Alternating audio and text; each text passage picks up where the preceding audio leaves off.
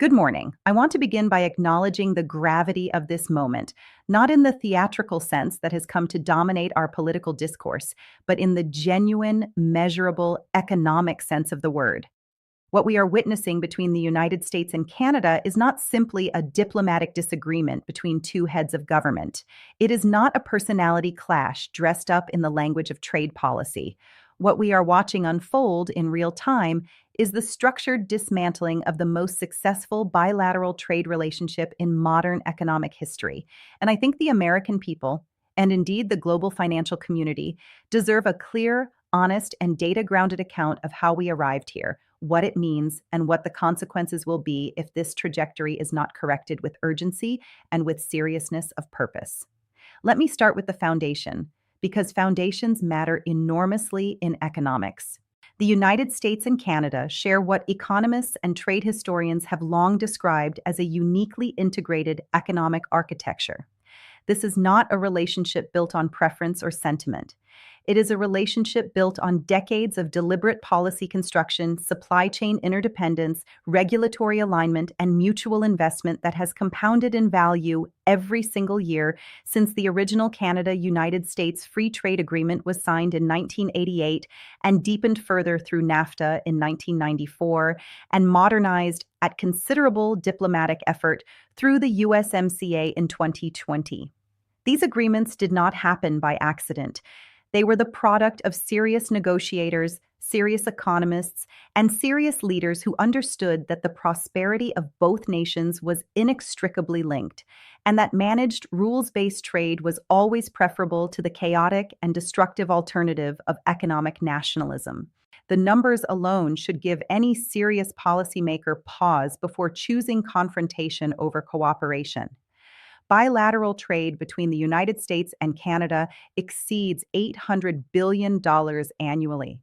Canada is consistently either the first or second largest export destination for American goods, depending on the year and the measurement. 36 of the 50 American states count Canada as their single largest export market. The automotive supply chain alone crosses the US-Canada border an average of 7 or 8 times before a finished vehicle reaches the consumer. The energy relationship is equally profound. Canada supplies approximately 60% of American crude oil imports, a fact that has enormous implications for energy security, for inflation at the pump, and for the industrial competitiveness of American manufacturing. These are not abstractions.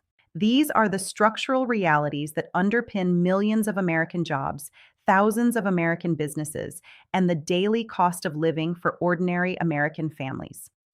It is against this backdrop that I want to address what has now been widely reported and confirmed, that the administration's rejection of Prime Minister Carney's final negotiated offer has effectively ended the current framework of structured trade dialogue between our two countries. I want to be precise about what I mean when I say final offer, because precision matters in economics just as it matters in law. Prime Minister Carney's government did not come to the table with an unreasonable position. By all credible accounts from trade economists, from legal experts in international commerce, and from former negotiators on both sides of the border, the Canadian offer represented a significant and meaningful set of concessions.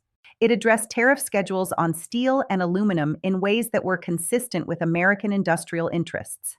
It included new provisions on digital services taxation that the American technology sector had long requested.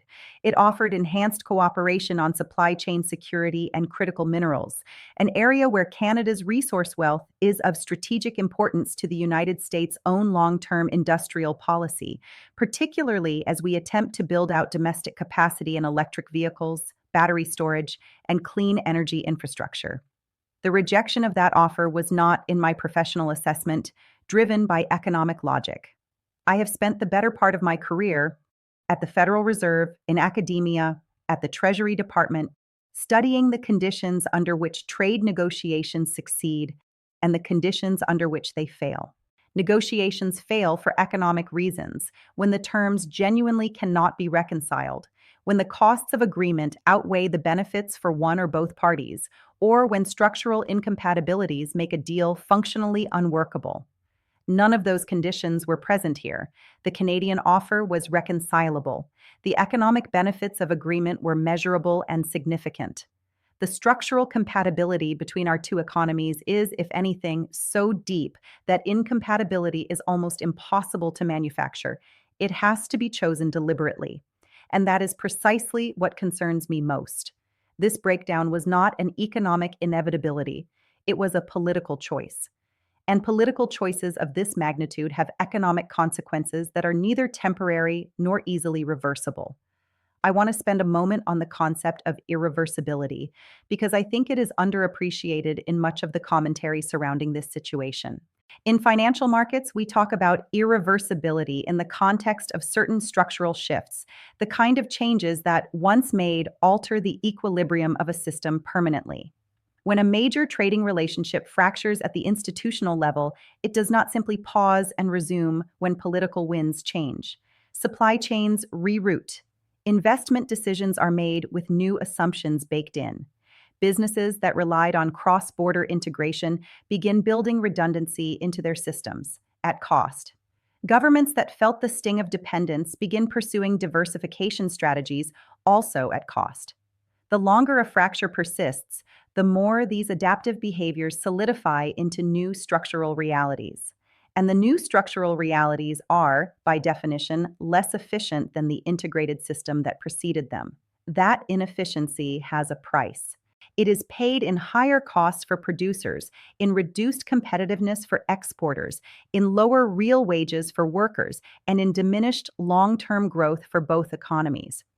Canada's announcement that it is formally exiting the current deal structure is therefore not simply a diplomatic statement. It is an economic inflection point. It marks the moment at which adaptive behaviors, the rerouting, the diversification, the redundancy building, will begin in earnest on the Canadian side. And I can tell you from experience that once those processes begin, they are extraordinarily difficult to reverse. Canada has already begun deepening trade relationships with the European Union under the Comprehensive Economic and Trade Agreement. It has been expanding engagement with Indo-Pacific partners. It has been in active conversation with the United Kingdom on a post-Brexit bilateral framework. These are not emergency measures invented in the heat of this crisis. They are long-term strategic pivots that this crisis has now accelerated. Every month that the United States remains outside a structured trade framework with Canada is a month in which those alternative relationships deepen and solidify, and a month in which the eventual cost of American re-engagement rises. I also want to address directly the domestic economic implications for the United States, because there is a tendency in political discourse to frame trade disputes as contests between nations, as if the outcome is simply a matter of which flag wins. That framing is economically illiterate. Trade disputes between deeply integrated economies do not produce winners and losers in the national sense. They produce diffuse, widespread losses on both sides, distributed unevenly across sectors, regions, and income groups. American consumers will pay more for Canadian imports, and they will do so not as some abstract statistical phenomenon, but in the price of lumber for a home renovation, in the cost of prescription drugs that rely on Canadian manufacturing inputs, in higher energy prices that ripple through the entire cost structure of the American economy. American exporters, farmers in the Midwest, manufacturers in the industrial corridor, technology firms on both coasts, will find Canadian market access more restricted, more costly, and more uncertain. And American workers in industries that depend on cross-border supply chain integration will face the quiet, grinding pressure of restructuring costs that rarely make headlines but are felt deeply in communities that can least afford them. This is the economic reality that I believe the American people deserve to understand clearly and fully. The destruction of Prime Minister Carney's final offer was not a victory. It was not a display of strength. Measured against the economic evidence, against the historical record of what this relationship has meant for American prosperity, and against any serious projection of where this trajectory leads, it was an act of profound and costly self-defeat. And the burden of that defeat will not be borne by those who made the decision. It will be borne, as it almost always is, by ordinary working people on both sides of a border that was, until very recently, defined not by conflict, but by the most productive economic partnership the world has ever seen. I want to turn now to the specific mechanism by which this breakdown occurred, because understanding the process is just as important as understanding the outcome. In my experience, I'm both as a policymaker and as an economist who has studied institutional behavior across decades. The manner in which negotiations collapse tells you a great deal about the underlying intentions of the parties involved, and even more about the likely trajectory of what follows. When negotiations fail because of genuine, irreconcilable differences, there is typically a long paper trail of technical disagreement, working level disputes over tariff schedules, rules of origin calculations, dispute resolution mechanisms, and sector specific carve outs. The collapse, when it comes, feels exhausted rather than explosive. Both sides have genuinely tried, the technical teams have run out of creative solutions, and the breakdown arrives with a kind of grim, reluctant finality that experienced trade negotiators recognize immediately. That is not what happened here. What happened here was categorically different, and I think it is important to say so plainly. The breakdown of the Carney offer did not follow the pattern of exhausted technical disagreement. It followed the pattern of deliberate political escalation, a pattern I have observed in trade disputes going back to the early years of my career, and one that I have learned to identify with some confidence. The signals were present well before the formal rejection. There was the rhetorical escalation in public statements that preceded any substantive engagement with the Canadian position at the technical level. There was the imposition of additional tariff measures on Canadian goods in the days immediately before the scheduled negotiating sessions, a move that any experienced trade negotiator would recognize immediately as a pressure tactic designed not to advance agreement, but to humiliate the counterparty and constrain their domestic political space. There was the public dismissal of the Canadian offer before the relevant working groups on the American side had completed their analysis of its terms. These are not the behaviors of an administration that was seriously attempting to reach a negotiated resolution. These are the behaviors of an administration that had already decided on rejection and was constructing the theatrical architecture around that predetermined conclusion. I raise this not to assign blame in a partisan sense. That is not my role, and it has never been my inclination, but because the process distinction matters enormously for what comes next. If a negotiation fails because of genuine irreconcilable differences, there is a logical path back to the table once circumstances change. Once a new administration takes office, once political pressures shift, once economic pain accumulates to a level that creates domestic demand for resolution. The technical disagreements can be revisited. New creative solutions can be developed. The institutional framework, though strained, remains available as a vehicle for re-engagement. But if a negotiation fails because of deliberate political choice, because one party decided that the performance of toughness was more valuable than the substance of agreement, the path back is considerably more complicated. Because the other party now has to contend not just with the economic costs of re-engagement, but with the domestic political cost of being seen to return to a table from which they were publicly humiliated. Prime Minister Carney is a serious economist and a careful political leader. He understands the economic case for re-engagement with the United States as well as anyone. But he also governs a country that has now watched its most significant bilateral relationship be treated with open contempt at the highest levels, and the political constraints that creates are real, binding, and not easily dissolved by a change in tone or a softening of rhetoric. This brings me to a point that I consider foundational to any serious analysis of this situation, and one that I think has been insufficiently emphasized in the public commentary. Canada is not an economically weak country seeking American favor. It is the ninth largest economy in the world. It is a member of the G7. It sits on some of the most strategically significant natural resource deposits on the planet. Critical minerals, fresh water, energy reserves that will only grow in geopolitical importance as the global economy transitions toward clean energy and as competition for resource security intensifies among the major powers. Canada has a highly educated workforce, a stable institutional framework, a sophisticated financial system, and deep integration with global capital markets. It is, in short, a country that has options. And when a country with options is treated as though it does not, the predictable and rational response is to begin exercising those options with new energy and new urgency. That is precisely what we are now seeing.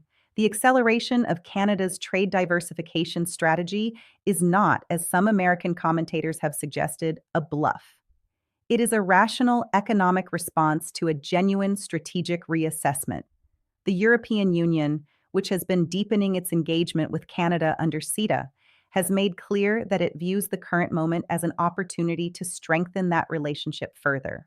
The United Kingdom, navigating its own post Brexit search for bilateral trade partnerships, has been in active and serious dialogue with Ottawa about an enhanced framework that goes beyond the existing continuity agreement. Japan, South Korea, and Australia, all of them significant trading economies with sophisticated industrial bases, have been quietly expanding their commercial engagement with Canada in sectors ranging from critical minerals to agricultural products to financial services.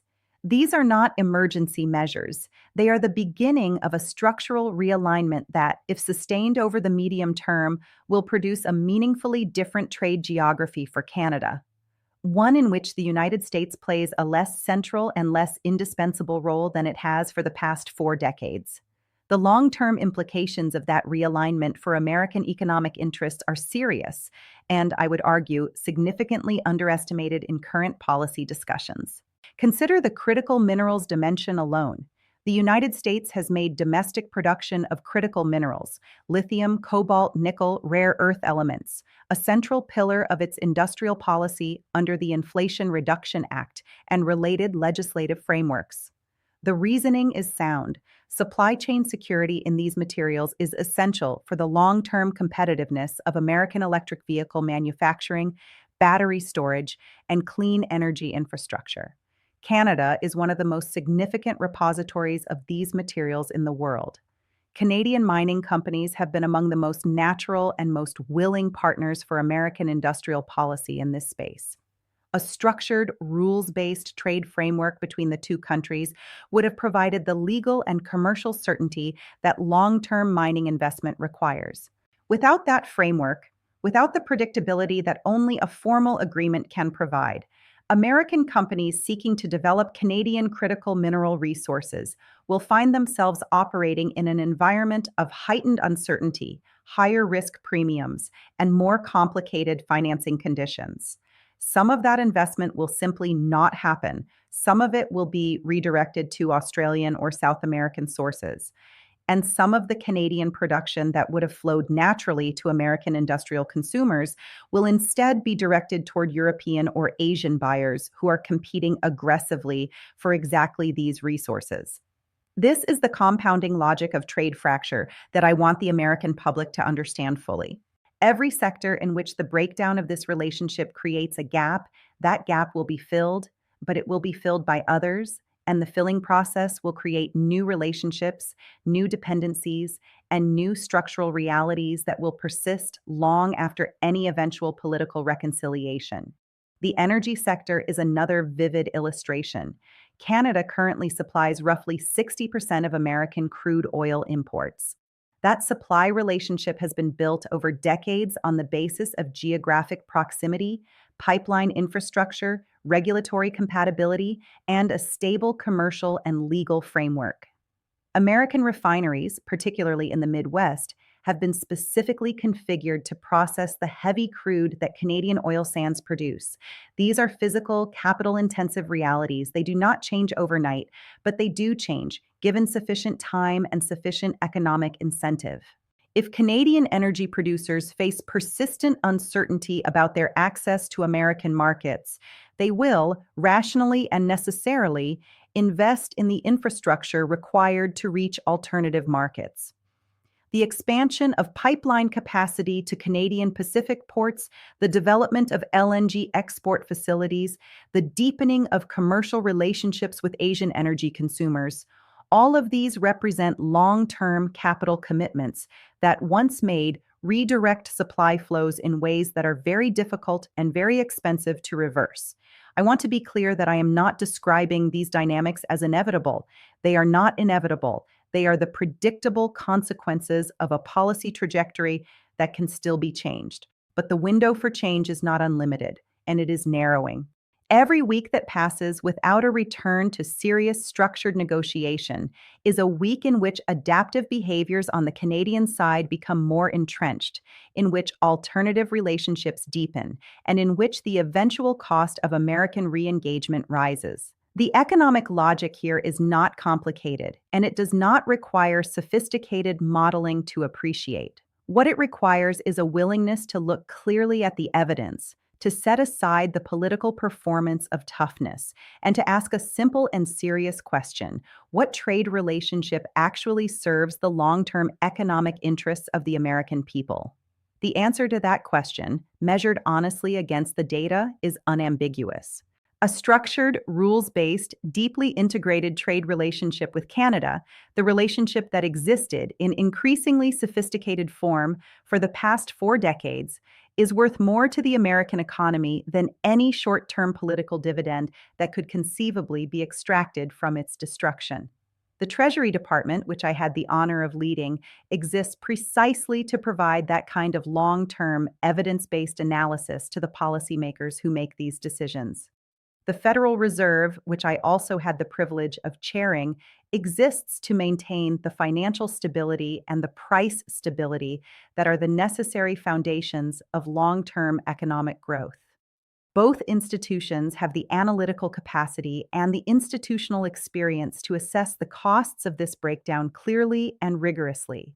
I am confident that the economists and analysts within those institutions are doing exactly that work right now.